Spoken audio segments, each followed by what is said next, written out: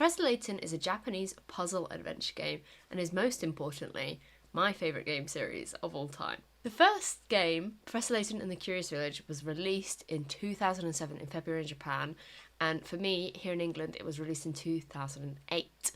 The game series follows Herschel Layton and his apprentice Luke Triton as they investigate different cases around the world. We are not starting with Curious Village, we are doing a deep dive into Layton's lore, and for that, we have to begin at the prequels. Obviously, this is literally just like only spoilers. This is only storyline spoilers. The prequels consist of 3 games and a movie. So I think we should just dive straight into it from Layton's start of life to whatever happens next. To understand Layton's journey, we have to begin at his childhood. This is honestly, what a wild time in this poor guy's life. This man has been through a lot. The maddest fact of all, okay? Herschel Layton isn't his real name. Theodore lived with his parents and his brother, Herschel. His brother was called Herschel. He lived a nice, happy life, very chill, very nice vibes, until one day his parents were kidnapped. They got taken away. Now the 2 boys are orphans. What a start. Eventually, a couple, Roland and Lucille Layton, were looking to adopt one boy. They decided on Herschel, but for some reason, they just picked based on names and not on the child, so they didn't know which one was Herschel, which seems very strange, but we're not going to question that, I guess. Not knowing which was Herschel, older brother, actual Herschel, let Theodore take his place and therefore his name. Newly named Herschel now grows up in the town of Stansbury, and here he went to school where he met his friends Randall, Angela and Alphonse. Him and Randall became besties. They became real besties. And they grew this great interest in archaeology. Randall once discovered an artifact, which we'll get to later, but this interest in archaeology led them to go investigate these ancient ruins they found in the town. They went out at the annoyance of Angela, their other friend, and they made their way through all the chambers, and somehow there were mummies down there. And eventually, Layton accidentally activated a trap, which made the floor collapse away, and Randall fell to his death. After that, Layton went off to uni. At his university, Gressenheller, I never know how to say that word. Here he met some students, Clark Triton, and a man called Don Paolo. We are going to get to these names eventually, okay? There's so many people. There are so many people in these games. He also met Claire. Lovely, lovely Claire. Claire was an assistant to 2 scientists, Dimitri Allen and Bill Hawkes, who we'll also circle back round to eventually. Layton and Claire, they're together, they're loving life, they're having the best time. And on their anniversary, she gives him the most amazing gift of all. Layton's top hat. What a present, what a present. And then she goes and dies in an explosion. They're the same day. She just got blown up. Like, that happens, and then that's the end of Layton's youth. Okay, now he's a man. Professor Layton and the Last Spectre. This is the first game of all the prequels and is game 4 in terms of release. London. Professor Layton is flourishing in life. He's in the middle of the city stopping a crime. He's not the policeman, but Layton's a good guy. He's a gentleman. A young woman is almost arrested in the town because they think she's stolen a young boy's wallet, but he's actually planted it inside her bag. So there's this whole hoo-ha. Layton figures it all out and she's free to go. Surely, we will never see these people again. Layton gets a letter from his friend Clark, the one who he went to university with. He thinks, wow, perfect time for a reunion, let's go meet up. As he goes to leave, the woman from the crime, she runs after him, they have a chit-chat. Emmy is now coming along for the journey as his assistant. They arrive at Clark's house, it's a lovely reunion, but when Layton asks about the letters, he's like, I don't know what you're talking about. And it turns out it wasn't Clark who wrote them. It was actually his son, Luke. Luke explains he sent the letters because he thinks that the world is going to end and that there's a Spectre running around destroying the town. He sounds a bit nuts, but Layton, being the gentleman he is, goes and looks into the case. Guys, honestly, so much stuff goes down. I'm not going to go into the nooks and crannies of all the little things. There's a black market, there's a witch, there's this special flute that when you play it, there's a big lake nearby and the Loch Ness Monster comes out. Maybe that is a little bit important. This sea beast, Lucia, is the secret of the town and nobody knows about her. But when the police see her come out of the lake, they're like, oh my god, she's the one who's causing all the problems and why we think the world is going to end. We need to arrest her. Layton now has to go and clear her name because it's not her who's causing these issues. She's just a lovely little ocean lake-dwelling monster. And Layton's figured out that actually there's all this mining equipment that is causing all the like rumbles, earthquake type things. And that is what the issue is. He goes into town and they are introduced to Specter himself. And who is this man? Jean Descolet. Who? Who? He goes nutty. He builds this giant machine out of all his mining equipment, genuinely tries to kill Layton, Lucia and the gang. He's ruthless. He's ruthless. In this big fight, Lucia breaks down the dam that's in the town, flooding the whole place, and it short circuits his big machine. Descolet, he admits defeat, he leaves, he knows when his time is up, so off he pops. The gang will go to look at what's on the other side of this dam they just broke down. They go inside. Oh my god, what is this place? The Golden Garden. Wow. It's a sacred place. It's a sacred place. It's beautiful. It's like a legacy and a myth. And Descolet was using the mining equipment to try and get into this area. It's really beautiful. It's amazing. Unfortunately, now it's a giant grave because Lucia was so badly injured in the fight that she dies. She just actually dies. And that's the end of that. The Eternal Diva, Layton's movie debut. Let's go. This movie is actually set in the future. He's with Luke and he's reminiscing about his past to this case. So we reminisce, we go back. Layton has received a letter from one of his former students, Janice. She's now an opera singer and there's lots of strange things that have been happening to her. Her friend who died recently appeared reborn as a 7-year-old child, telling her she has the gift of eternal life. Very interesting. So she sent tickets to her opera show so Layton can come along. Luke comes too. Amy stays behind at home to investigate in London. Layton and Luke watch the opera. It's kind of about a queen who loves music and life, and she's an amazing queen, whatever, she's a great lady. But she gets really sick. She gets really, really ill, and she dies just before they discover the cure, the elixir of eternal life. The elixir of eternal life. Wow. She's dead. They've got this elixir, so the villagers all drink the elixir instead because they think, you know what, we can all live forever, and then when she's reborn, she comes again, then we will have our queen back. The show ends. Everyone's hating on it for some reason. Literally, no one claps. But then a masked man appears on the stage. Ooh. Who's this? In a very Jigsaw-esque style, he asks everyone to play a game. And the winner of this game will get eternal life. The catch is that all the losers are going to die. Everyone starts going nuts at this news. They go crazy. But, did I mention, the show is on a boat. And the boat has broken away from the land and they're now drifting off into the ocean. So it's bonkers. There's sharks circling, everyone's going mad, you can't get off, so you have to take part. People are falling through the trapdoors, dying. It's intense. It's intense. The opera itself was made by Janice's dead friend's dad, okay? He made this opera in memory of her.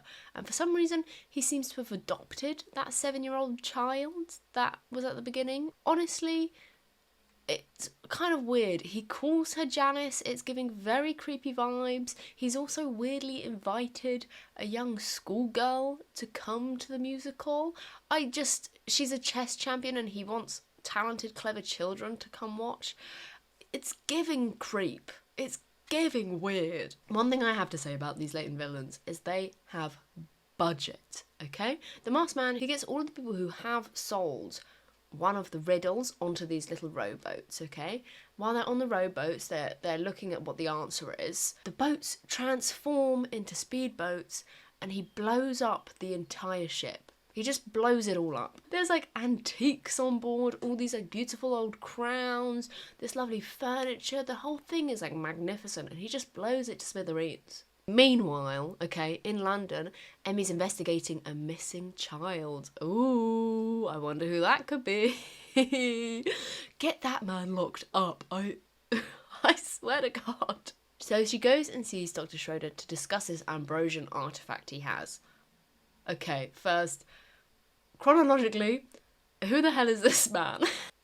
We meet him much later in the timeline, okay? But for now, you just need to know he's like an old mentor, and he's an archaeologist too. What's Ambrosia? Ambrosia is apparently the land where the elixir of life comes from. It's this like mythical place. People don't really know if it's real or not. They're chatting away, they're having a lovely old gossip, and the TV comes on with a breaking news story.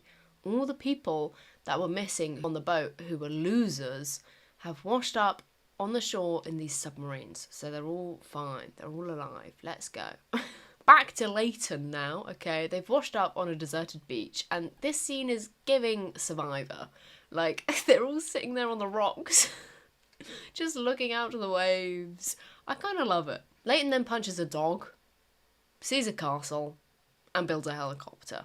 There's this little scene where Luke is, like, scared in the helicopter that the dogs are gonna catch up to them, but you're literally flying in the sky and there are wolves on the ground. Faster, Professor! The wolves are catching us! So, I don't know, Luke. I think you'll be fine. You're overreacting. They do the next puzzle that's at the castle. They get inside and the villain reveals himself. Oh my God, who's it going to be? Obviously, the only villain we know. It's Jean Descolet. Oh my God! What does he do? He kidnaps the smart girl, the chess champion lady. He nicks her. They run off. He goes and he takes her to see the creepy opera dad. Obviously, he wants to see her. He's strapping her into a magical life extension machine because apparently she's won. She's won. But here's the catch. It's not actually a magical life extension machine, and the elixir of life doesn't exist. That's not a thing. This machine instead is a life sucker. This big machine, it like copies and pastes someone's mind into another person's body. What's he doing? He's trying to copy and paste his dead daughter into these other people so that she can continue to live. And he's already tried it once and it didn't work. On who? The little child he kidnapped. It didn't work on her. Instead, it like half worked. So she's got split personality. So Melina is the name of the dead lady. She's sometimes talking through her, but the little girl's mind is still in there. So they're like fighting at who's part of the body. But, okay, ready for this? Plot twist of the century. Not only has he tried it once before, he's tried it twice. Janice, the experiment worked on, so she is actually Melina. Melina is inside her body, but she's just been keeping it a secret. She felt so bad about it, that's why she contacted the professor, because she wanted her dad to stop doing this. But honestly, she's kind of part of the problem, because if she had just told her dad that it had worked, he wouldn't have kidnapped that child. I don't know. She kind of played a part in all of this. Maybe that's why she feels so guilty. Descolet now reveals the real reason he's a part of all of this. It wasn't to help bring back this dead girl to life. He actually is a part of this because of Ambrosia, the land in which the elixir is from. He's figured out that to get to Ambrosia, you have to sing these special songs. He causes a whole hoo-ha. He's stealing Janice/Melina to sing the song for him to open the gates. Emmy is here too, by the way, and she kicks a dog in the face. After greatly endangering child Luke's life, they figure out the puzzle and they raise Ambrosia from the deep. It's amazing, it's mystical. Descolet, he falls off. They're on this big platform thing. Descolet falls off and disappears. Descolet! Melina, now having everything solved, leaves Janice's body in this big long speech. Dad gets arrested, thank God for that, okay? And they never go into Ambrosia. They never go and look at it. Actually, guys, the secret to eternal life is the friends we made along the way. Honestly, I really love this movie. I think out of like video game adaptations, they did it the best they possibly could. I couldn't imagine this movie being made any better. I mean, it helps that the Layton series are kind of like little movies with their cutscenes and things in it, so it translates really well. And I think it was fun how they tried to include puzzles into it. There is one point in the film that is like a little confusing on why it happens, but I'm not going to complain. Basically, there's a man, I haven't even mentioned him because I hate him. I hate him so much. But Inspector Grovsky, who is like part of the police force, is there for a while. All he's really doing is being an idiot. But at the start, the little kidnapped girl pushes the inspector off the boat and into the ocean, into the sharks below. And I don't know why she did that. Surely, as a child, the child version of herself is like, I just want to go home to my parents and the family I've been stolen from. And the Melina version of her wants to stop her dad. So why are they kicking off the police force off of the boat? I don't know. Miracle Mask. Miracle Mask is my favourite prequel. I love this game. I really do. This is now 3DS era, okay? We're in a new age. This game was great because it had a daily puzzle download when you connected to the internet for free. This was pre-DLC days. And oh my god, loved that. Loved that. Clocked in major hours on that bad boy. Been a couple months since the Diva escapade, and as you've guessed it, the professor's gotten another letter. This time, it's from Angela. Remember her from school? She says there's all these weird miracles taking place, and there's something called the Mask of Chaos. Interesting. Apparently, whoever wears it gets great power. So it's a very hot item, you know. People be wanting it. Gang, Layton, Luke and Amy, all go to Monte d'Or. I think that's how you say it. I'm sorry if I pronounce everything wrong. They go there and they begin their investigation. There's a big parade, people get turned into stone, and then appears the masked gentleman. He's telling everyone he's going to destroy the town, yada yada yada. Layton is very confused about how this masked gentleman has the mask. The last time he saw it was with his childhood bestie, Randall. This was the artifact he had discovered. Henry, who is Angela's new husband, Henry was searching for Randall after he disappeared down in the ruin and found the mask down there. But it was stolen a month ago, right around the time that the masked gentleman showed up. After some puzzles, some miracles, some walking around, some false accusations, Layton gets an invite to meet the masked gentleman. So after a brief kidnapping of Luke, the poor boy, the masked gentleman reveals himself. And who is it? Guys, it's not Jean d'Escalay this time. It's Randall. He lives, and he's kind of weird. When he fell into that pit, there was a river at the bottom which saved his life, and he floated downstream and he ended up in this little remote village where he stayed. When he was staying here, he started getting some weird letters about him getting revenge on Henry because Randall was in love with Angela and Henry's now married to her. You know, there's a whole thing going on there. And Monte d'Or is Henry's town. I didn't mention that, but it's his place. So Randall's pretty annoyed at all this still, and he thinks the letters are true, so he sets off these explosions which are going to bury the whole town in the sand. Layton figures everything out though, so don't worry, they solve a puzzle and it reveals this hidden vault. Ooh. But who wrote these letters to Randall? Randall thinks it's Angela, but Angela is actually d'Escalay in disguise. Oh my God, what is going on? d'Escalay quickly runs away because he's committed many a crime, and everything's going according to plan for him so far because he's uncovered that ancient ruin which he wants to go to. This all happens. Randall's still kind of annoyed because Angela is with Henry, but guess what? They're not actually married. Henry is just a really nice guy, and he was just looking after her and keeping her away from other men, awaiting Randall's return because he always believed that Randall would come back. So like, he saved his girlfriend for her. The whole town is actually Randall's. Like, it's very, I mean, what a good guy. The game ends with d'Escalay being really, really happy because he's found the ancient ruin. He's loving life. He's now got the ruin. He visited the Golden Garden in the last game, and he saw the city of Ambrosia. And what are all these things?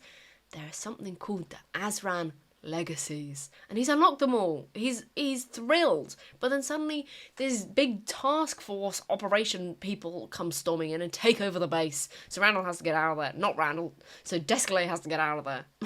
The end. The Azran legacy. This is set like a year later. This game, very mixed opinions on this one. I don't know, I haven't replayed this one in a long time, so maybe I need to revisit it, but basically This is 1 year later-ish, I think. And Layton and Co are going off to this beautiful wintry wonderland because they've got a letter about investigating a mummy. Again, another mummy. There's mummies everywhere in this place. It's been discovered by a man called Desmond Sycamore.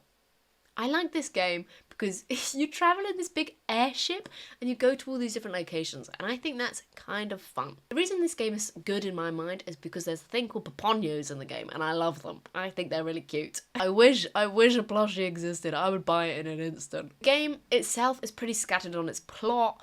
You don't get much story right up until the end. You're just basically doing like these mini things around, and then everything happens right in the last point. And then it goes crazy. So basically, once they get to this big town and they go into the cave where the Professor Sycamore is waiting, they see this big block of ice. And it's not really a mummy inside, but there's a girl. There's a lady in there. They solve a puzzle that frees her, it gets her out, and instantly she's kidnapped. The amount of kidnapping that happens in this series is off the scales. But who is it that's kidnapping her? That same organisation that took over the vault at the end of last game. Ooh, they're called Targent.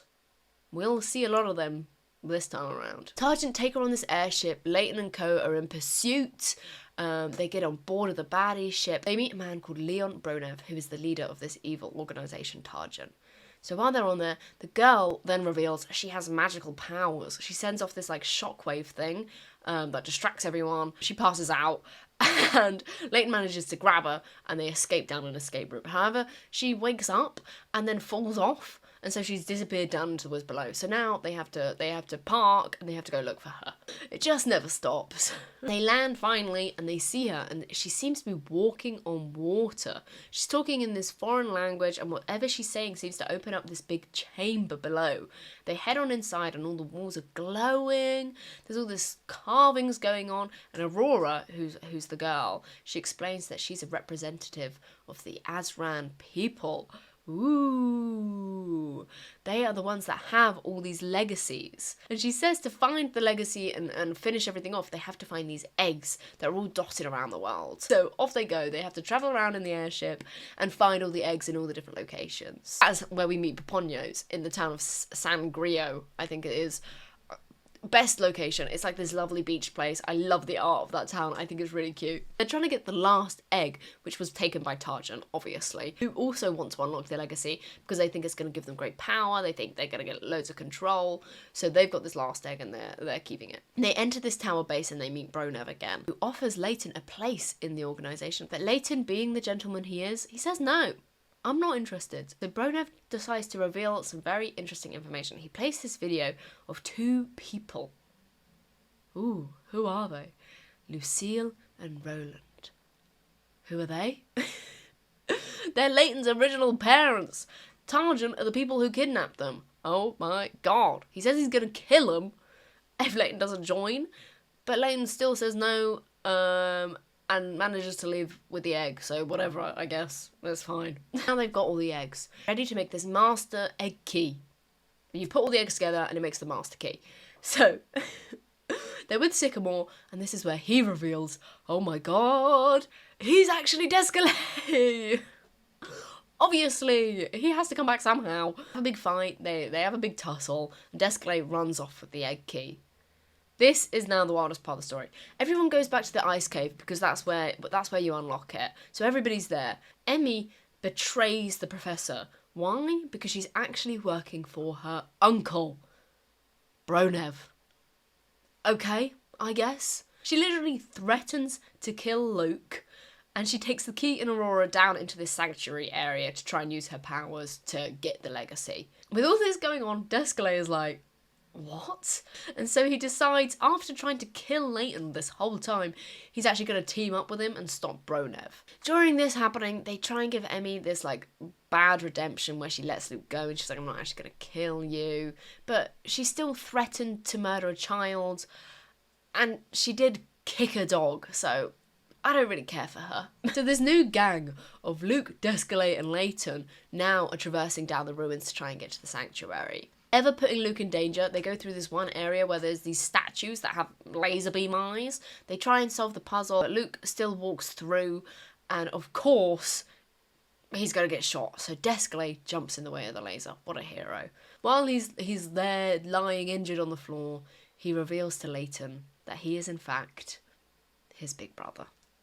Wow. The one that stayed behind when the Laytons came to adopt only one child. So why has he been trying to kill Layton and Luke for 3 games in a movie? Why has he been doing that? Basically, okay, he had a mission to discover the Azran legacy because their dad was the one who was originally researching him. He was an archaeologist too, and that's why Tarjan kidnapped him to try and figure out more of the mystery. So Descalay hates the Azran because they ruin their lives, and he wants to take the power as revenge on everything. Okay? Then reveals their mum, she died a long time ago, but their dad is actually Leon Bronev. Everybody's related. So does that mean Emmy is Layton's cousin? No. Bronev isn't actually Emmy's uncle. She just says that. He's like as good as her uncle. He like looked after her when she was younger. It's not really explained, but they're not actually related. Bronev is now down, Layton's and Descalay's dad, Bronev, is now down unlocking the Azran legacy. How's he doing this? By stabbing Aurora. He stabs her in the sanctuary, but it turns out that the legacy isn't this big power they all think it's going to be. It's actually these things called golems rest here. Okay, these things are a race that were created by the Azran, but they grew sentient and they started this big war. They ended up getting frozen away down here, and Aurora, she was made to be like a speaker of the people. Bronev doing all this, stabbing her, revealing everybody, basically means that now she has to declare a war on Tarjan and the town. So she's going to start a world-ending war, and there's only one way to stop it. What is this one way, you may ask? It's Layton, Luke, Emmy, Descalay, and Bronev all killing themselves. They all decide that the only way to stop this is to sacrifice themselves. So there's this big beam of laser beam thing, and they all die. Aurora, she's very upset by this. She's like, oh no, these people were kind of nice and they helped me out. And look what I've done. I've made them all die. She begs the Azran spirits to take her life instead, which they will do after she solves the puzzle. The gang will revive, everybody's fine, don't worry about that, and she kicks the bucket.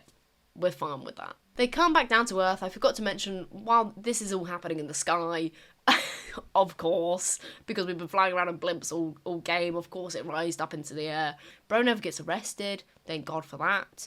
Layton denies him as a father. He says, you're not my dad, but maybe one day we could be friends. That's quite nice, I guess. Emmy leaves because who would want that murderous woman around anymore? I can't trust her. Nobody can. She says one day maybe she'll return when she's worthy of being Layton's assistant again. We don't want her.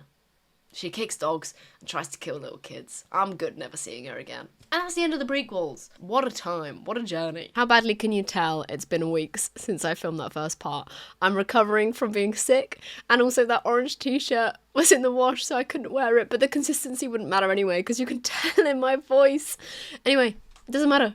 We're moving on to the original trilogy. The best part, guys. It's the best part. Curious Village. Azran Legacy actually ends with the start of Curious Village. Layton gets a letter from a lady called Dahlia. Ooh. She's asking Layton to come to their village to solve a mystery of a golden apple. Oh my god. Okay. I love the original trilogy. Okay, I'm just excited to talk about it. That sounds pretty nice and chill after a world-ending war. So Layton and Luke go on their way to investigate some fruit. So this case that they go to solve is an inheritance dispute. Baron Augustus Reinhold.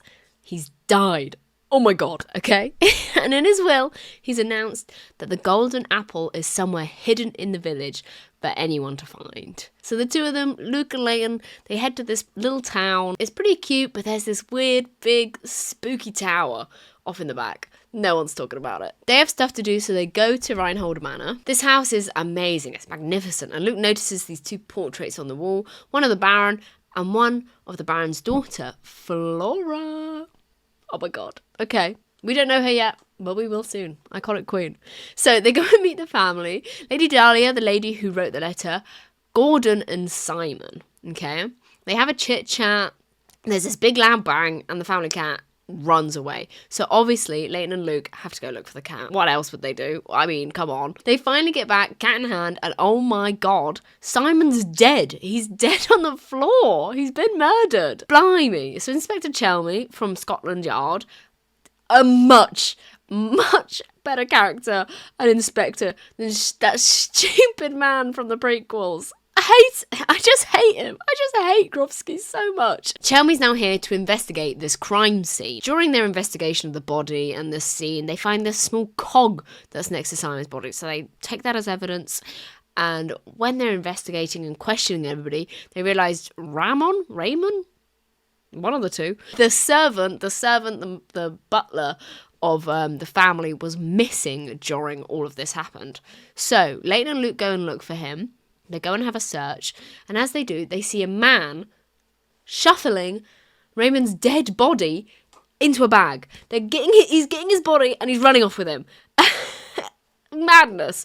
They find another cog over there too. What is going on? Very strange. So later they return to the manor, shocked with what they saw, and Ramon, the butler, he's there. He's chilling. He's hanging out. Layton and Luke are very confused, but we're going to leave it at that. It is what it is. The L Boys, that's what I'm just going to call them now, the L Boys, they go and explore the town some more. They find this ticket to an abandoned amusement theme park place. It was dropped by this mysterious girl going past. So they go, they pick up the ticket, and they head on inside to investigate. While they're in there, though, there's this old Ferris wheel, and very dramatically, it comes off of its supports, and it rolls after them in a high-speed chase. Imagine Indiana Jones in the boulder, but it's the L Boys and a Ferris wheel. And eventually it crashes into this little building where inside they find this key. Oh my god, what's the key for? It's for that big old tower in the middle of town.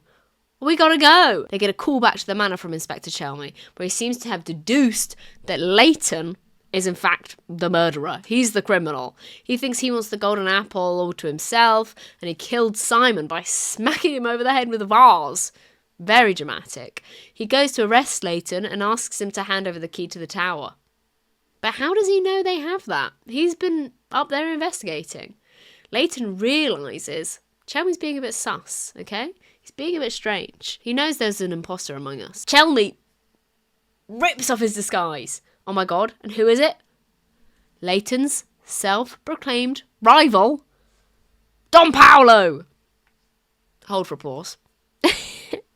This man is seeking the fortune for himself. He controlled that Ferris wheel that was back in the amusement park with this remote control, and he's trying to kill them. He was trying to kill them. Luke asked Layton about this man, Don Paolo, and how they're enemies, but Layton has no clue. Layton doesn't have a clue. Layton's not got a sausage who that guy is. To say it, I hope I don't sound ridiculous. I don't know who this man is. I mean, he could be walking down the street. I wouldn't know a thing. Sorry to this man. They're still in possession of the key, so they head on into the tower. And inside, they see that man who was running along with Ramon's dead body the other night. So they go and talk to him. His name is Bruno, very nice man. And after chatting, Layton discovers the truth. All the villagers in the town are actually robots. They're robots designed to challenge those who come to find this golden apple, telling all their puzzles and their riddles and things about the town. He was taking in Ramon for repairs, and Simon hadn't died, he just had like a malfunction. So he just had to sort him out, and he's going to be okay. Layton and Luke, they finally get to the top of the tower, and there's this lovely little cottage hidden. And inside, who is there? There's a young lady. There's a young lady inside. It's Flora, the girl from the painting at the start. She is the golden apple. As she was, okay, and this is the quote, the apple of her father's eye. Little bit weird to lock her up and offer her as a prize. But as we know, the dads in this series, they've got weird vibes. They're all a bit strange. Chatting, it's great, it's all going well, they're getting on.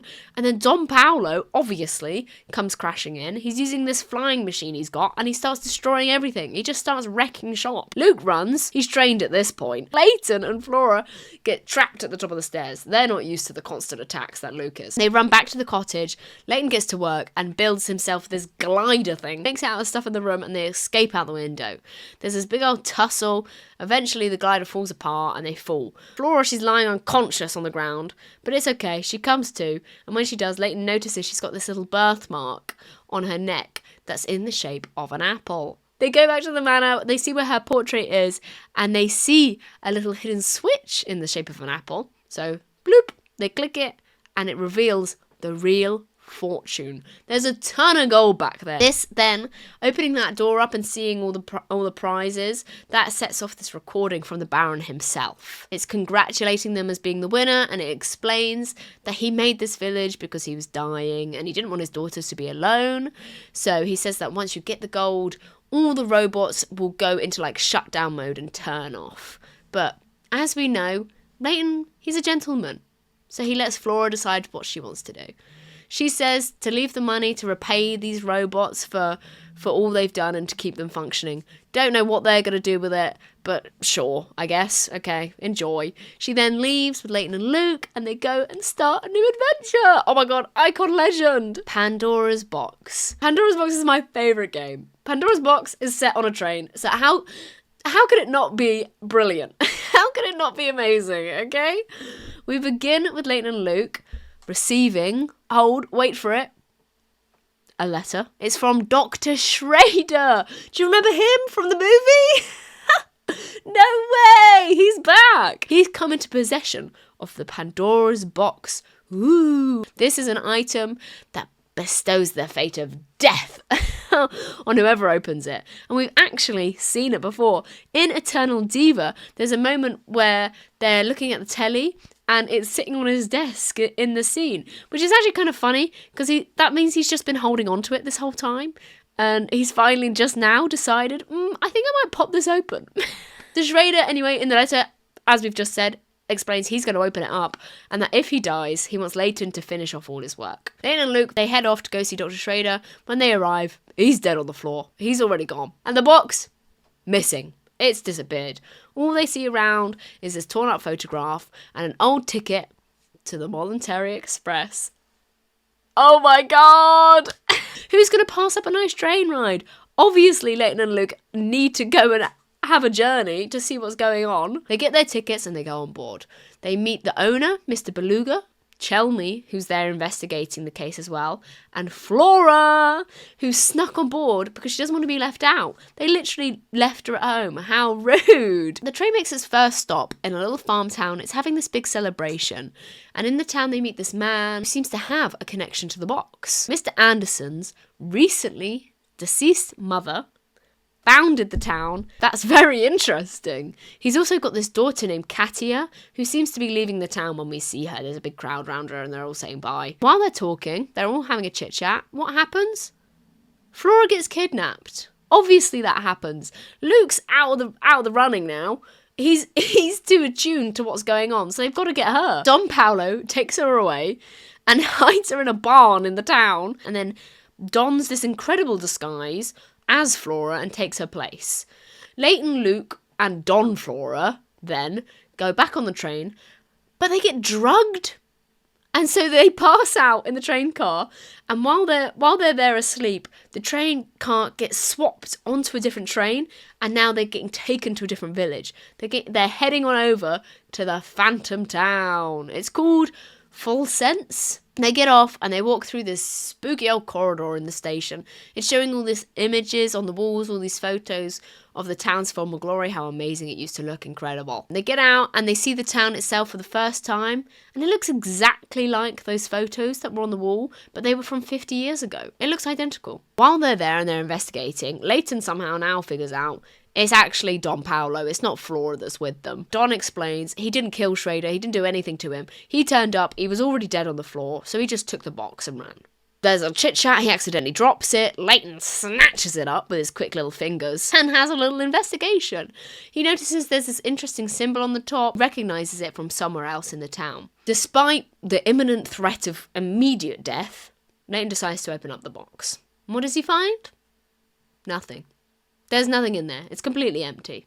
At least they stayed alive. They now go and they decide to investigate the museum in the town. They go through and they see the town was once a mining town ran by a man called Duke Herzen, who had 2 sons, Anton and Frederick. Ooh. It seems he left the town. He changed his name to Mr. Beluga, buying the train. Oh my god. They find out the town was struck by this terrible illness 50 years ago. So they go to the castle that's in the town instead. There's a big castle there too, okay? Apparently a vampire lives inside. It's just Anton, the other son of the mayor, and he's wearing a cool cape. But wait, he does look exactly like the old photo they saw. Maybe he is a vampire. Maybe he's not just a guy in a cape. Anton, he ties them up, but Layton and Luke, they're too good. They're too good at this. So they get out pretty quick and discover the castle is built above one of the old mines. They get back up into the castle, and there they find Katia, the girl who was leaving in the first town.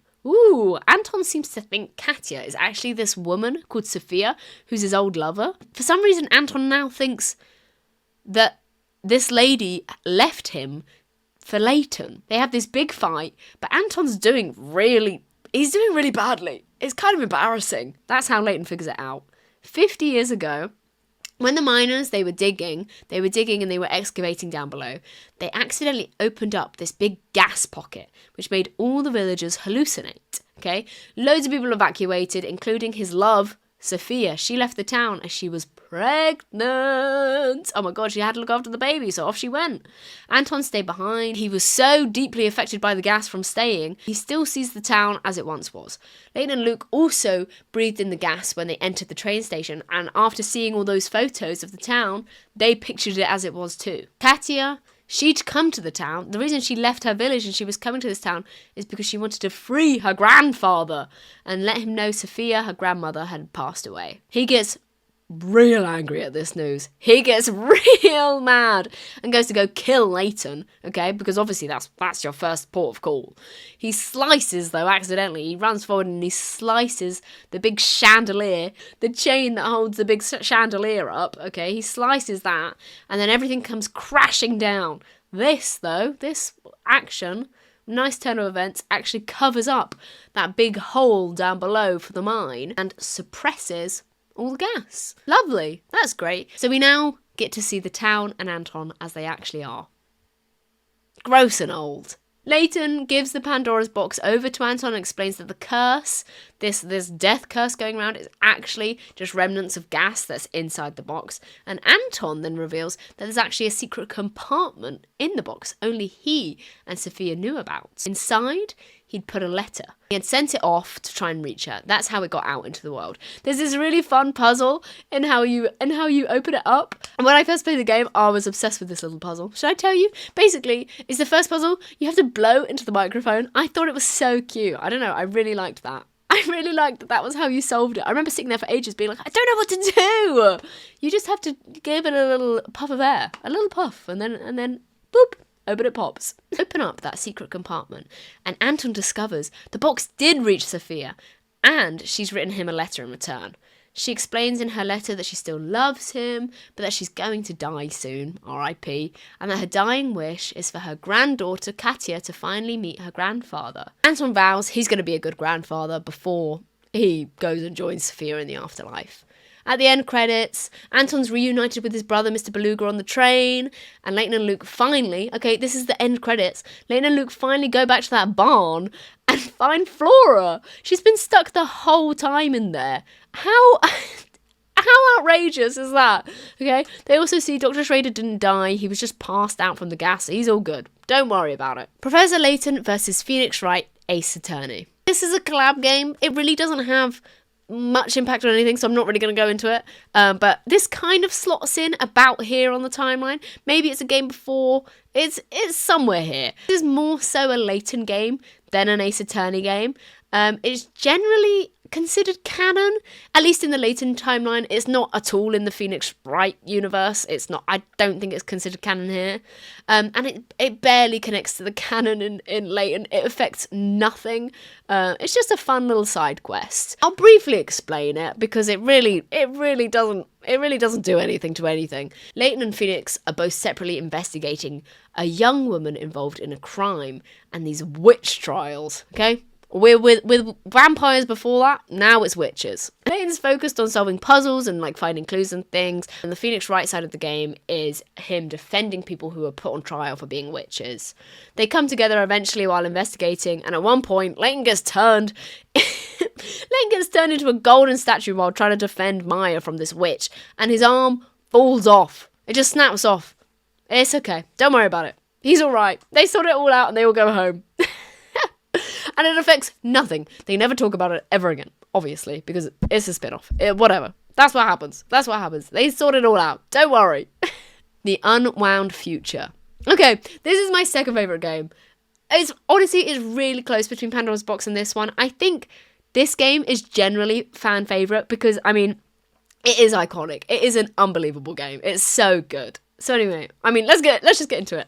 Layton and Luke, they've been invited to a presentation where Dr. Stangun, this is a new guy, this is someone else, he's invited London's like high elites, the high society, to come and see his new invention. A time machine. Oh my god, what? While they're at this event, this doctor asks the Prime Minister, who is in attendance, to come and step into the machine. But as soon as he gets in and it's activate, it explodes. He blows him up. Everyone on the stage disappears. Oh my god. What the dickens just happened? Something's gone very wrong.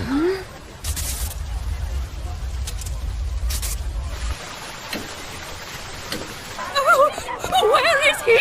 Someone find Bill! The story begins, and instead of reading a letter at home, this time Layton's reading it on the bus. It's instructed them to go to this clock shop, but weirdly, it's dated from 10 years in the future. Ooh, that's strange. Apparently something terrible has happened in London, and Layton begins to realise this letter might actually be legit after what just happened with that time machine explosion. They reach the clock shop, and inside they see a huge clock. Like, it's big. It's big. They talk to the shop owners. They've been given instructions to show Layton this super old clock. It's over 100 years old, but they couldn't fix it until Layton arrived. Okay. They sort it out, and once it's fixed, it starts spinning like crazy. They run out of the shop, and what's happened? Where are they? Layton and Luke, the two of them, have a look around. A man comes up to the two of them and gives Layton a letter, but it's from someone he already knows.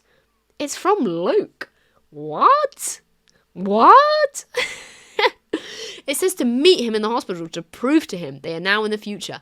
10 years later. See a newspaper as they're on their way. Indeed, it says 10 years in the future. Oh my god, they've actually time travelled. Finally, they get to this hospital and they see an elderly Dr. Schrader. Okay. He's discussing he's heard some bad rumours about the professor. What? Our professor? The gentleman? You're having a laugh. You're having a laugh, mate. He gives Layton a key to go unlock something behind the hospital, and when they go back there, it's the Layton-mobile. Oh my god, cute, but it's now all old and decaying. They try to get it to work, it doesn't, but they do find another letter in there from future Luke. It says now to go meet at the casino. Okay. As they're on their way, Layton spots this mysterious woman walking past. She really reminds him of someone he once knew. Very strange. They get to the casino anyway, and inside they meet Luke from the future. He's big and he's tall. He's grown up. They do some puzzles, prove their identities to each other, and then future Luke explains that an evil genius has taken over the city. Professor Layton. Oh my god, what's happened? What? He explains that the doctor who made that time machine at the start survived the explosion, but went into hiding for causing the death of the Prime Minister. The professor had helped him during this, left Luke, and started getting really involved in crime. Not very gentlemanly. He took over the criminal underworld, and with the help of that doctor, they finished the time machine. But future Luke doesn't understand why he's doing any of this. The gang go to leave the casino, but future Layton's henchmen are there, and they see them. So Layton crafts the best thing he's ever made in his whole life. He makes a gun out of a slot machine. They fire it at these goons and they get out of there. It's incredible. What a scene. Honestly, it's one of the best cinematics. I love that scene so much. It's so good. The three of them now head over to this restaurant where they meet a man called Shipley, who is future Luke's friend and was getting the letters to the professor. He had been spying in Chinatown and found the Prime Minister, and the scientists were alive from the explosion at the start. And they're captured in this big building, and it's controlled by family mafia mob type situation. So getting in is going to be pretty tricky. As they leave, though, Layton sees that mysterious woman again. He runs after her, but she's already gone. He looks at himself in the reflection, seeing his lovely hat. The hat that was gifted to him by Claire. We remember Claire? Claire was right at the start, guys! They're on their way to Chinatown now, and they see this big lighthouse along the Thames, which is a bit of a weird place for a lighthouse to be. There's a scientist there, but when they go to chat to him, he runs off. Layton and Luke, they get to Chinatown, but they're not there for very long, because future Luke turns up and tells them that they can go back to their own time now. He's figured out the time machine. So they head on back to the clock shop. They get in, but future Luke stays behind because he doesn't want to disrupt the timelines or anything. Luke and Layton, they arrive back in their own personal present day and decide to go see Inspector Chelmy after stopping at the professor's office. When they get in, Flora, she's sat there waiting. Queen, she is rightfully annoyed that they've left her behind again. Again, they've left her behind. Honestly, it's so rude of them. It's so mean. She goes to get some tea. Layton finds the document he was there looking for, of his notes of the explosion and what he saw back on that first day. And guess what they go do? Layton and Luke leave before Flora can get back. It's just how, it's outrageous. What is wrong with them? It's giving less and less gentleman by the minute, guys. It's so rude. They don't even say bye. They go and they meet the inspector where they discuss the explosion that they saw and how there was zero trace of anybody left behind. Len explains they could still be alive, but he needs to access the police files. They head on down to the archives and Layton explains he's sure the scientist who was involved in the time machine is still alive and kicking, but they have to go back down to future London to check it out. Layton and Luke, they get to the clock shop, but once they arrive, Chelmy and Flora both turn up, rightfully annoyed at Layton respectively, just ditching both of them and running away. Not giving any info and just leaving. So the shop owner sends them all through, and once in the future, Chelmy goes a separate way to conduct his police work and have an investigation. Future Luke is there. He tells them all that future Layton is somewhere in Chinatown. The only place Layton could be is at the top of that big old pagoda building that we were talking about earlier. They turn up, normal Layton. It's so confusing. There's so many people who are the same but different. Normal Layton is normal Layton. He disappears for a minute and then comes back. We don't know what's going on there. And they finally get up to the top and they meet future Layton. What do we have to do? Layton versus Layton, puzzle battle, obviously. Normal Layton, though, however, accuses future Layton of being an imposter. He reveals himself, he takes off his disguise, everyone in this place knows how to make an incredibly convincing disguise, whips it off, it's Dr. Stangun, the Time Machine Man. It's the Time Machine Man, or as he's originally known, Dimitri Allen. Ooh, interesting. He explains he's been working on this time machine to save Claire. Oh my god, what? He was the scientist she originally worked for back at university. And he loved her too. He also had a crush on Claire. He was interested and he killed her. He also then reveals he's had the Prime Minister chained up this whole time and then encages Luke, Layton, Flora and future Luke. There's so many people. He runs off with the Prime Minister and disappears. What are they going to do? Hold up. Layton removes his hat. And who the hell is this? He reveals he's in fact Don Paolo. What? Real Layton. We've got fake Layton, future Layton. Real Layton now comes around the corner and lets everybody out of the cage. Wow, what a relief. Luke is baffled. Who wouldn't be? So Layton explains Don Paolo is here for the exact same reason. They're both looking for answers about Claire. Layton now explains him and Claire's past, how they were at uni together, how they were in love, but that she died in that lab explosion at the hands of Dimitri Allen. And that it wasn't only Layton that loved her, nor Dimitri. Don Paolo did too. This girl, man, these men were begging for her. They were obsessed. These guys, wow. What a queen. We now finally understand why Don Paolo is Layton's self-proclaimed arch rival, nemesis, evil enemy, whatever. Because he was a jealous bum. He was jealous. He saw the Layton and Claire get together, made him so mad, he plotted crazy revenge that almost led to Layton's death, I feel like numerous times. The cronies, mafia men, the bodyguards, I don't know. I don't know. The gang the gang is in the L gang, the puzzle squad. Should I call them the puzzle squad? The puzzle squad are getting surrounded by the mean gang, okay? But the mysterious woman from earlier appears, and she leads them over to this hidden door. Layton, he's shook. He's shook to the core. She looks just like Claire. So he asks, but she says her name is Celeste, and that she's actually Claire's little sister. They run on back to this restaurant they've been to a couple times, and the whole group are chilling there. The inspector, Don Paolo, Future Luke, everybody's turned up. Layton then reveals that something's amiss. Layton now reveals to everyone they're not actually in the future at all. It was all a big fat lie. Instead, what they are in a city built underground in a big cave, okay? The clock shop is actually just like a huge lift that's sending them down below the surface and then back up again. Pointing to the bartender in this restaurant, who is actually Dimitri in disguise. Again, Dimitri tells Layton the Prime Minister was kidnapped a second time, but now, instead, kidnapped from him, the original kidnapper, by the casino gang. There's just so much kidnapping, guys. I really can't emphasize enough how much people get kidnapped. Layton asks Dimitri about Claire, to which he reveals the lab project they were working on all those years ago was a time machine. Dimitri had messed up the calculations, and he was running back to stop the experiment, but he was too late and it exploded, where inside, Claire died. Layton was also right by that scene. He was right by the scene, seeing the building burn down. Honestly tragic. Honestly tragic. But if they're not in the future, that means future Luke can't be future Luke. He now has to reveal himself as Clive. He had tricked Dimitri to bring the Prime Minister down here, and he's the big boss of the gang, okay? He doesn't really explain himself fully. He just says he's getting justice over corrupt politicians. Fair play, okay? He tells us this, and then, obviously, what's his next course of action? Kidnapping Flora. Why not? She can't catch a break. It's just not fair. Layton and Luke, they run after Clive. They finally are looking after Flora. They know they've got to go get her this time. But they see him driving off in a speedboat, heading to that lighthouse we saw earlier. The craziest thing happens. This huge weapon comes out from underneath the lighthouse, okay?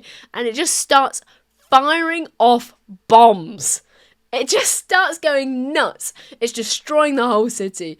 The inspector comes, Inspector Chelmy, he comes and he's evacuating everybody out, getting them to the clock shop so they can be sent up, and Layton and Luke go to infiltrate the gang's fortress inside this Layton-mobile that Don Paolo's been building. Commence action sequence, okay? Layton's driving this car like a maniac to get up the fortress, where they go and look for Flora, and they unlock it and they go find Clive. Pretty easy, pretty simple. Clive is upstairs, explaining to them that the government will never change their ways. The only way we're going to fix things is to completely flatten and rebuild London. It's sort of a Guy Fawkes kind of tribute. He just wants to blow the place up. Clive then escapes and he disappears off to the control room. The big fortress thing that they're in is destroying everything. It's shooting these grappling hooks out, and they hook into the ceiling, which collapses down on them, and the machine then, through that hole that's collapsed, climbs up into the real city of London above. Layton's shocked. He doesn't know what to do. But Celeste, this mysterious woman, runs in and says she has a plan. Thank God. They get to the generator and they find Bill Hawkes, the Prime Minister, inside. He's knocked out and he's wired up to it. Okay? Little bit weird. Clive appears on this telly screen and he says if they move the Prime Minister, the whole fortress will explode, destroying all of London with it, okay? It's gonna be cataclysmic. Is that a word? I don't know, it sounded right. The machine that he's tied up to, it's monitoring the Prime Minister's heart rate, so they can't cut the wires or anything because it'll know and it'll blow up. Les suggests switching the Prime Minister for a broken pocket watch that Layton had once gifted Claire a long time ago. Okay, interesting plan that somehow works. We're not really going to question it. Then they reverse the gears, which means the fortress is now like destroying itself, and they use the car, the Layton-mobile, to get back out because Don Paolo has built this version of the Layton-mobile, so obviously he's turned it into this little helicopter thing. Layton pushes a button, these wings pop out, and they fly on down. Celeste, while they're going down, sees Clive unconscious and is like, we've got to be nice. We've got to rescue him too. So Layton then goes and grabs him. His gentlemanly manner has returned. The fortress thing, the big fortress weapon thing, it destroys itself and it falls down into the cavern below, which was future London. It explodes. Everything down there is destroyed. Everyone's all now safe on the ground, and the Prime Minister asks Inspector Chelmy to arrest Clive. I mean, rightfully so, but Layton needs a quick chat first, so hold up on that. 1 second. Clive finally really explains his motives. He has a grudge against everyone, because he was also there when Dimitri's time machine exploded the first time all those years ago. He was a small child outside the scene, and his parents were inside the building, and they died in the explosion. Layton had saved Clive's life all that time ago by stopping him from running inside. Clive, after this, I feel like rightfully, plotted revenge on all those involved in his parents' death, and honestly had kind of hoped the professor would have saved him before he descended into this kind of like all-out madness, like he had saved him before. But now he says, you know, he's really sorry and he'll make amends for everything he's done. Sorry I was going to blow up the whole city and kill millions of people. My bad. There's this really fun little political commentary next where the Prime Minister, he's commenting on how awful Clive's crimes are. Criminals like him make me think the whole world has gone mad. Despicable. Just despicable. Yes, people can often be so blinded by their own motivations that they lose sight of the damage they do. But criminals aren't the only blind ones. Just what are you implying, Inspector? Stand as king! Wow! What a comment! What a comment to make! Layton goes and has a chat with Dimitri Allen now, who explains to Layton he's got something wrong this whole time. You'd think Layton Puzzle Genius would have figured it out by now. Celeste. Layton looks to her, and she's got tears in her eyes. She says she doesn't have much time left, and that Layton took good care of the hat that she gave him. Chelmy explains he did a background check on Claire's family. She never had a younger sister. Which, how did Layton not know that? I mean, come on. What gentleman doesn't ask his girlfriend about her family? Let alone never meet them. It's getting worse by the minute, Herschel.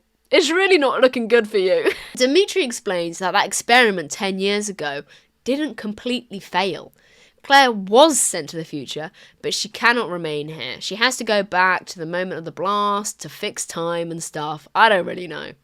She's gotta leave. She's gotta leave. She gives Layton a kiss, very cute, and she goes to walk off. Layton shouts for her. He's like, oh my god, please don't. Claire, wait! But as she turns around, she starts to glow. She's going all sparkly. She tells Layton, I'll miss you. And our unwound future. They share a final goodbye and she leaves. Luke runs off after her. He's like, oh my god, wait, I want one last look. But she's completely vanished. Layton, losing the love of his life for the second time, takes off his hat and cries. Like, what a devastating ending. He takes his hat off. He just sobs in the street. It's... My God. My God. We then get a terribly sad post-credit scene, okay? The sadness doesn't end there, where Layton and Luke are now stood at the harbour, and Layton's telling Luke to be strong, and that gentlemen don't make a scene, even though that's what he's been doing this whole time. Layton's the biggest diva out of everybody. But Luke can't hold it in. He cries and cries and then gets on board the ship, leaving to America to Steam Bison, which is the new game. Oh my god. And that's when the new game is set, New World of Steam. So that's where that mainline story ends. Other spin-offs. Set at some point after New World of Steam, yet to be released, there are 2 official other Layton spin-offs other than Layton vs Ace Attorney. They're sort of loose. Okay? And they're a little bit confusing. I say a little bit. They're very confusing. First, we'll talk about is Layton Brothers Mystery Room. This is a phone game. The game was originally planned for the DS, and it wasn't a Layton game at all. It was instead simply titled Mystery Room. It was part of the Atomania series, which is Level 5's other puzzle games. It's created by Akira Tago. Sorry if I said that wrong, who is the puzzle master for the Layton games too. He passed away in 2016. He was 90 years old. Honestly, icon and legend, rest in peace. Mystery Room, when in production, it was delayed multiple times. It was supposed to originally release in 2020, but eventually resurfaced in 2011 under the new Layton branding, and it was for iOS devices instead of for DS. The game finally released in September 2012 in Japan and in June 2013 in Europe. The canon of this game is pretty loose. It is placed in universe, okay? This game follows Lucy Baker and Alfendi Layton, son of Herschel himself. Wow. In this game, you solve 9 cases, 7 of which are paid DLC, which I have not played. I'm not gonna lie to you guys. I didn't buy these cases. I've just read about them. It's pretty different to other Layton games you're used to. It plays kind of more like an Ace Attorney, but basically you follow Alfendi, this man who's pretty unstable, okay? He's got something going on. Long and short of it is, though, Alfendi has these sort of like Jekyll and Hyde moments where he's doing these cases.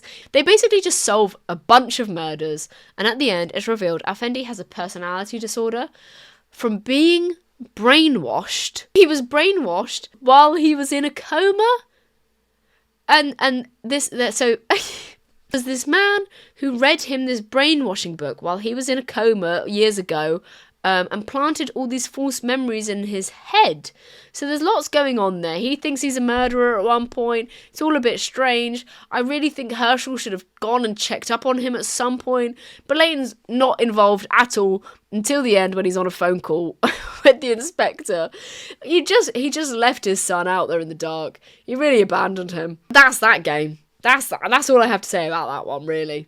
They're really not linked. It's really not linked at all. Katrielle and the Millionaires conspiracy.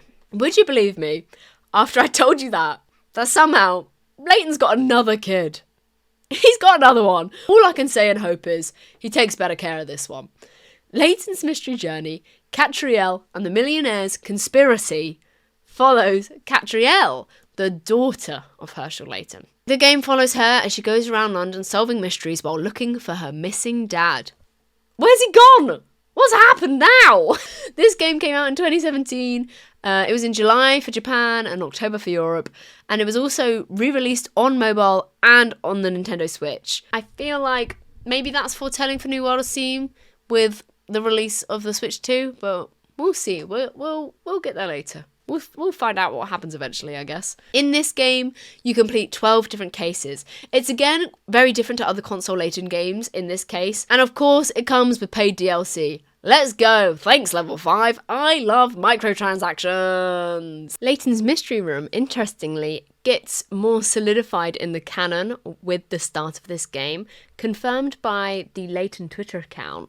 The letter Katrielle is writing at the start of the game is addressed to Lucy Baker. So, it is in universe. It is in universe. It's just like, whatever, I guess. It's more of an Easter egg than anything. Basics of the story in the game is the daughter of Professor Layton, Katrielle, has opened her own detective agency alongside her assistant, Ernest, and their newly found talking dog, Charles, who only they can understand. The dog wishes to solve the mystery of who he really is, as he has amnesia and he can't remember a thing, and Katrielle is looking for her father. They kind of just do random cases. The game story is really loose. It's just kind of these individual bits and bobs. They never find out Charles' identity at all, which I thought was the whole point. I thought that was what was going on. They vow to discover it, so that's nice, I guess. That's a nice thought. And she also vows to find her father because she never found him. But she does find a letter from him that reads, "If you're not really my child, then who exactly are you?" It's so cold. It's so, like, you see that at the end of the game, and you're like, Layton, Herschel. Despite the fact I don't really like this game, it has something very unique. A spin-off anime series. This was released in April 2018 and is set before, during, and after the events of the game. Layton's mystery detective agency, Cat's Mystery Solving Files. This, honestly, 100%, this is the more enjoyable way to consume Katrielle's story. I love all my children equally. I do not care for Katrielle. The game is boring and awkward, and it felt so removed playing it, not having Layton there. He's just missing the whole time. and it really doesn't ever get round to where he's gone. The show, though, it expands on the story, it explains a lot more things, and honestly, it really made me appreciate Katrielle's character. She's really cute in this. She talks about her cakes and desserts. She's running around doing her best. I don't know, it's a really sweet adventure. And I really like they do fun things in the episodes. They have little stylization moments. And there's like funny, silly bits. I just think it's really cute.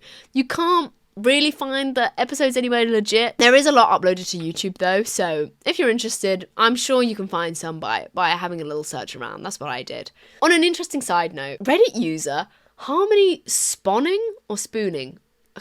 I've written it and I think I've spelt it wrong. I think it might be spooning, but maybe it's spawning. Sorry if I've said it wrong. But about 2 years ago, they shared this Google Drive link to an episode that was tested for an English dub. In a comment of the original post, they said they found it on an unlisted link on the distribution company's website. It's really cute. It's really interesting to see like this piece of lost media that's just like not out there.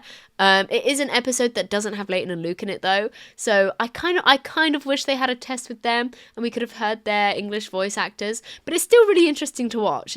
The mystery is now history. What? Anyway, so the show sort of builds on these individual cases and alters it. The order is changed, it rearranges it. There are all these kind of like little short contained stories, but the most interesting part of this show is there is a mini-series throughout the series. Professor Layton and the Relic's Treasure.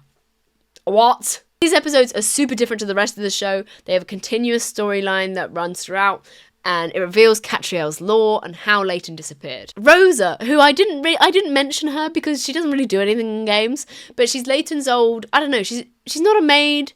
She's kind of like, or maybe she's a maid. She like makes some tea and stuff in his office. This lady Rosa, she's arriving at Katrielle's agency with news of her missing father. Katrielle then shows this lovely little flashback of her growing up with the professor, them getting cakes together and solving little puzzles.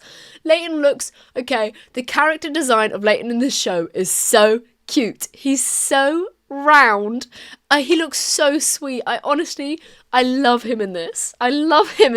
Rosa tells them she has a flashback too for 10 years ago. Layton's complimenting her great tea making when there's a knock at the door. Someone with a case. Oh my god, not just a letter. It's actually a person. She wants Layton to help her find her missing husband. Okay, who's that? Luke. How does the professor know it's Luke? She didn't say. Because her handbag has these cute little Easter eggs on it. There's Subject 3, the rabbit they met who told them about the lab from Unwound Future. They have the train from Pandora's box on it.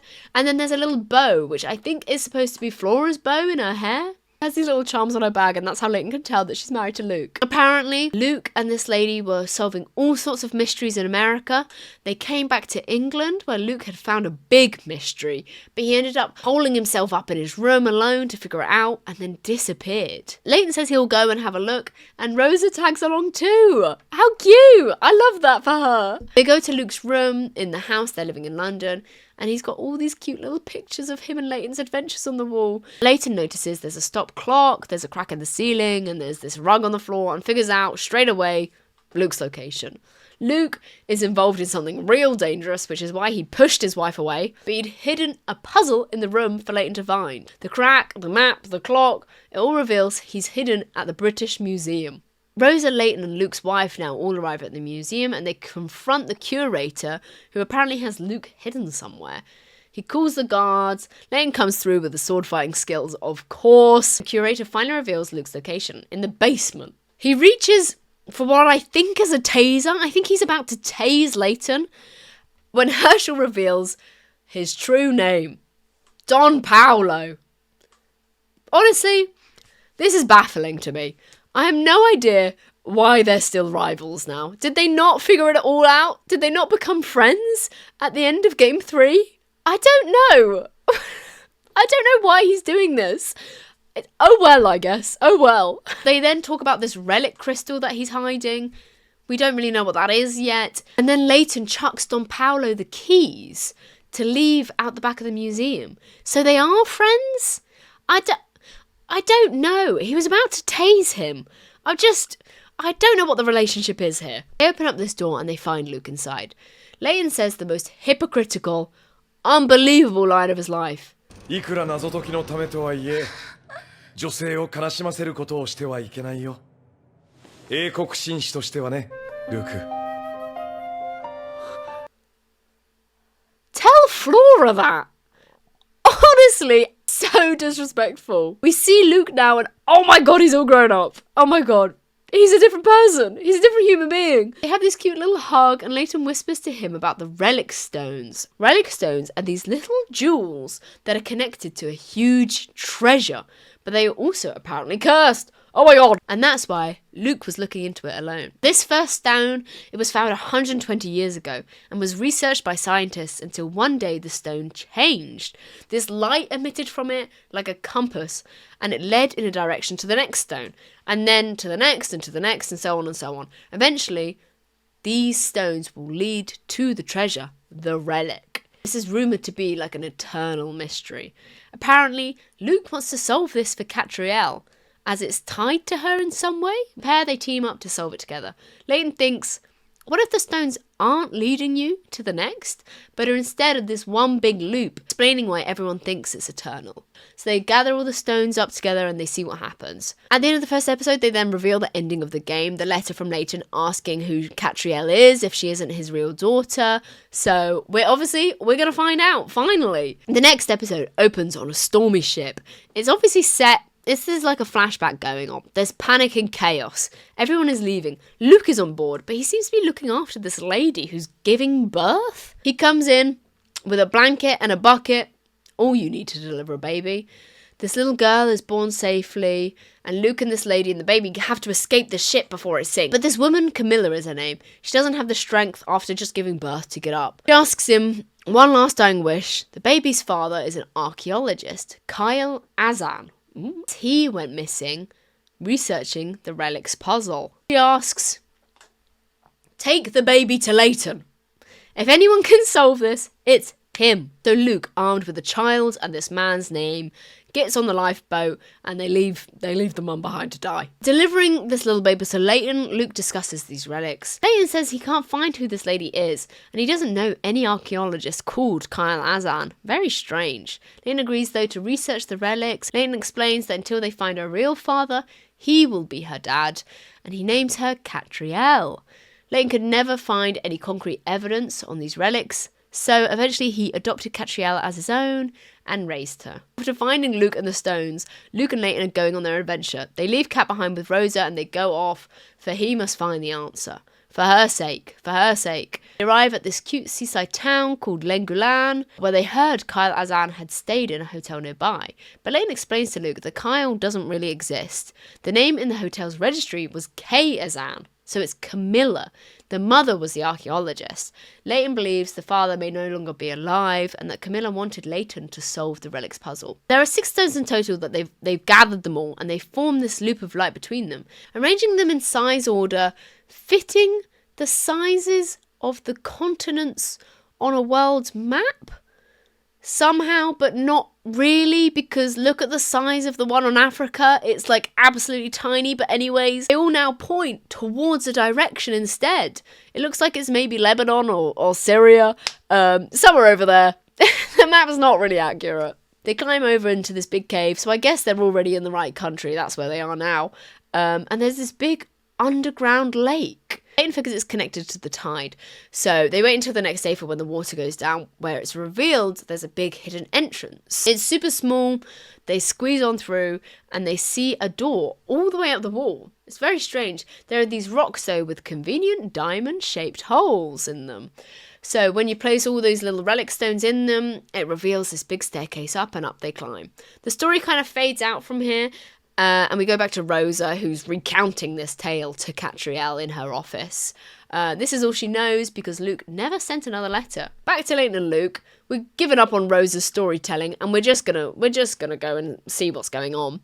They scale up the wall and they get to a big doorway at the top. It's huge, ornate, clearly some sort of puzzle. They pop it open and are shook by what they see inside.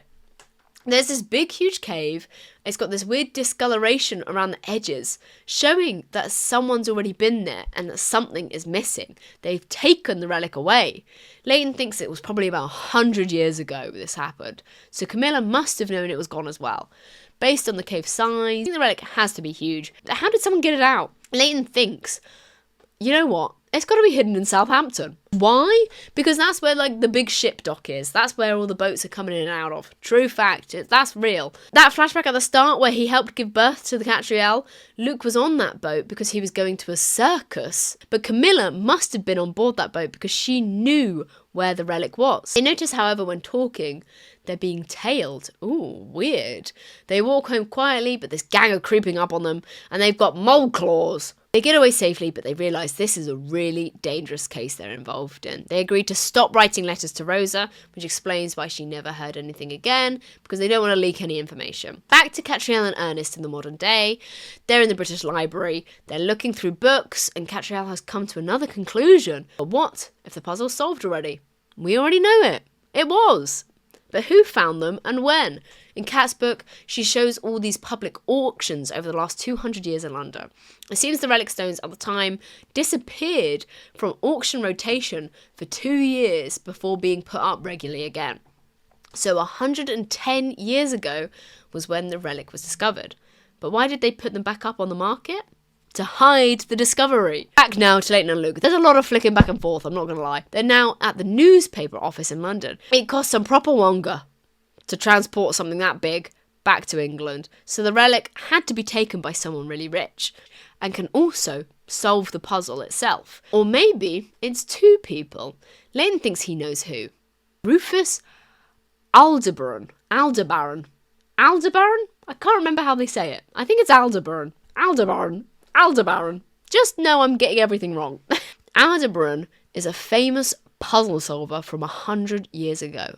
Iconic. Layton has looked into his true identity, and the newspaper has records of all these incredible feats he's done. Basically, he kissed a dead woman, blackmailed the murderer, and sent an innocent man to prison for money. This tale tells them all they need to know. Rufus, the great puzzle master, had teamed up with the murderer from this story, a rich earl. Layton and Luke, they visit this earl's home, the grand manor where it is revealed he also built a large church before he died. Apparently, the servants have been seeing Aldebaran's ghost around the property. Off to the church they go, which is conveniently in Southampton. Back in the present, Kat, Ernest and Cheryl are also on their way to Southampton too. Layton and Luke are heading off to the cathedral and they see all these purple spoiled oats in the fields, like they've been polluted by something. I love, honestly, in this scene, the driver's character design is unbelievable. I love him. It's really cute. Make merch of him. I'll buy it. Enter the cathedral, and there's the creepiest priest you've ever seen in your life. Layton expresses his knowledge of the relics being hidden inside, and the priest sets his henchmen on them. They don't have mole hands anymore, but it's the same group of people. They're just normal, good old swords in their hands. They have a big fight, but the priest has captured Luke's wife, so they have to surrender. Layton reveals he knows what the relic is. Ooh, oh my god, what is it? A door to the future. Yep. Looks like we're doing that again. There's a lot of flicking back and forth. Basically, after every single scene we see with Layton and Luke, Kat then discovers the exact same thing. It's a bit annoying, so just know she knows everything that's going on as well. She's in the church, she tases some people, and then brings in the whole police force to arrest the creep priest. And they find a secret staircase inside the church. It leads down to the basement where they see this huge crypt-like building. The relic. Oh my god. And what's inside? Luke and Layton? Huh? They seem to be cryogenically frozen inside these capsules. What? Huh? It seems a man with a very familiar beard trapped them inside there 10 years ago. So the relic is a cryopod. It lets people sleep and be preserved for many years. A woman comes in begging them not to open up the cryopods. Who is it? It's Luke's wife. She's got info on the relics. She knows how to release them. They unlock the pods with her help and they rush Layton and Luke to the hospital. But Kat sees a relic stone inside, which she's very curious about. Layton and Luke are stuck in these comas. But why do they get put to sleep? All Marina knows, Luke's wife, is that the organisation wanted substitutes. Huh? The Earl, back 110 years ago, had used this relic to send himself and his son forward in time. and they made the cathedral, the priests look after their bodies down there. But 11 years ago, the priests accidentally killed them. Earl had prepared this side plan with his own little gang that basically was if the church ever put his body in danger or at risk, they were going to kill all the priests. They were going to kill the priests, okay? So the church was like, oh my god, we need to make decoys. So when Layton and Luke turned up, perfect. They used them as substitutes to hide the mistake and put them in the cryopods. I honestly feel like with one look, if the gang had just gone down there, they would have known straight away that this plan was stupid. They'd have been fumbled immediately, but hey ho, I guess they never did. Kat is stuck on something though. There's a third coffin in the room with that relic stone. So who used it? Well, I mean, we already know because they showed us him already earlier, that it's Aldebaran. But let's let Kat take 2 more minutes before explaining it. Kat, Ernest, her assistant, and Shirl the dog head back to London to Aldebaran's estate. Kat thinks he left behind that relic crystal for her to find.